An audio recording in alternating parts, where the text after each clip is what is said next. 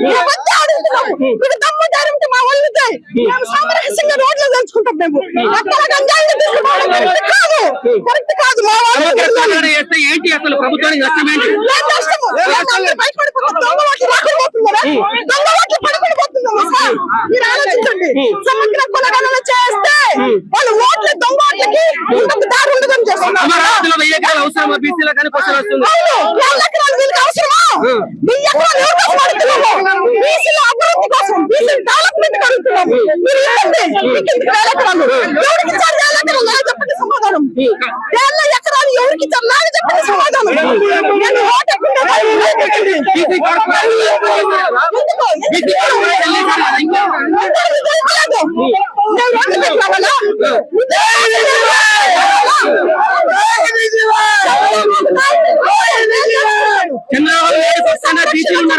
చంద్రబాబు నాయుడు పక్షాన బీసీలు ఉన్నారని చెప్పేసి అంటున్నారు కదా.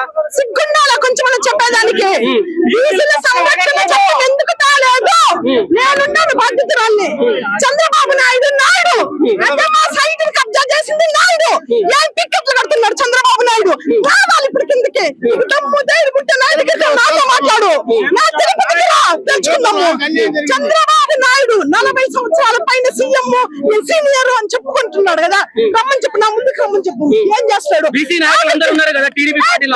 ఎవరుంటారు? సిగ్గు లేకుండా, మాకు గిద్దు లేకుండా మేము ఉన్నాము ఆ పార్టీలలో. నేను కూడా పక్క టీడీపీలోనే ఉంది.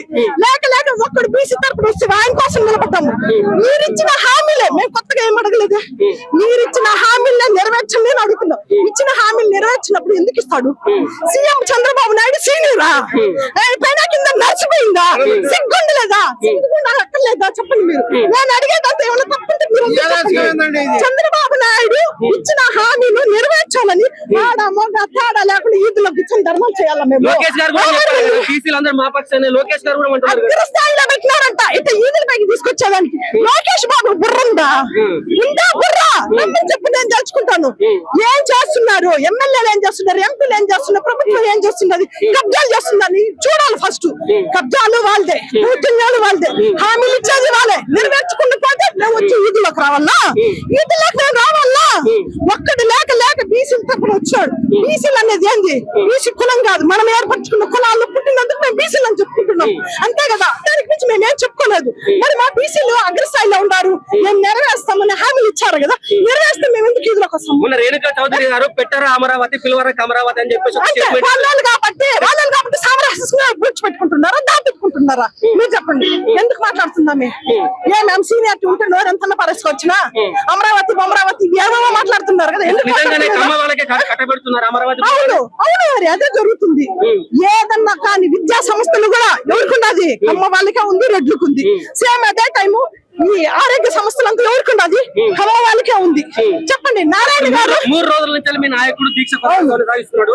ఇప్పటి వరకు ప్రభుత్వం నుంచి స్పందించలేదు. స్పందించినప్పుడు వాళ్ళ లెక్క లేదు కాబట్టి ఇట్లా చేస్తున్నాడు. ఇచ్చిన వాగ్దానాలు నెరవేర్చకపోతే బీసీలు ఏం చేయాలి? రోడ్లో కూర్చోవాలన్నా? ఆడ మగ తేడా లేకుండా రోడ్లో కూర్చోవాలన్నా? దీనికి సమాధానం చెప్పాల్సింది ఎవరు? సీఎం చంద్రబాబు నాయుడు కదా. చెప్పాలా పనిలేదా? ఈ రోజు వాళ్ళు 10-20 మంది తీసుకెళ్తున్నారు పోలీసులు. మానవత్వం లేకుండా తీసుకెళ్తున్నారు పోలీసులు. ఎవరికి సపోర్ట్ చేయాలా? ప్రజలకు చేయాలా? ప్రజలు రెవెన్యూతో వాళ్ళకి సాలరీలు వస్తాయి. మమ్మల్ని రక్షించాల్సింది పోయి మమ్మల్ని భక్షిస్తున్నారంటే మేము ఎక్కడికి పోవాలి? ఎవరు మాకు రక్షణ కలిగించేది?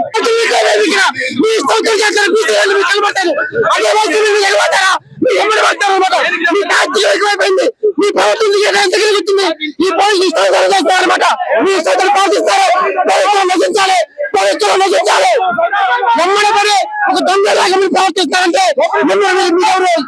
ప్రకటిస్తారు.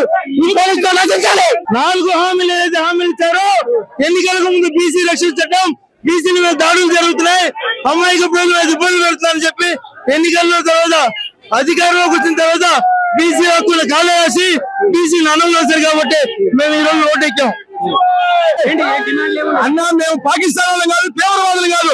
మేము మా 5 డిమాండ్ల కోసం మేము పోరాడుతున్నాం. బీసీల గురించే. బీసీల గురించే, ఓన్లీ బీసీల గురించే. ఓట్లు వేసుకుని మమ్మల్ని మోసం చేశారు. 3 రోజుల నుంచి ఆమ్ ఆద్మీ నగర్ తీసుకుంటే పట్టించుకోవాలి ప్రభుత్వం. ఇప్పుడు రాగానే వచ్చారు, ఫోన్ చేసి డబ్బులు దిగేసి వచ్చారు పోలీసులు అందరూ కలిసి మమ్మల్ని అన్యాయం చేసి. మేము ఏం తప్పు చేసాం? అందరూ డిగ్రీ జరిగాం, డిగ్రీ ఇంటర్ వ్యవసాయ చట్టం కావాలనుకుంటే తప్ప. తప్ప మేము అడిగింది ఏముంది? 1000 ఎకరాల గురించి అడిగాం ఆ రాజధానిలో. ఒక్క నిమిషం అన్న చేస్తాం, మీరు ఎలా చెప్తాలో వింటాం అన్న. మేము అడిగే పాకిస్తాన్ వాళ్ళం కాదన్నా, తీవ్రవాదులం కాదన్నా. మీరు ఎలా చెప్తాలో వింటాం.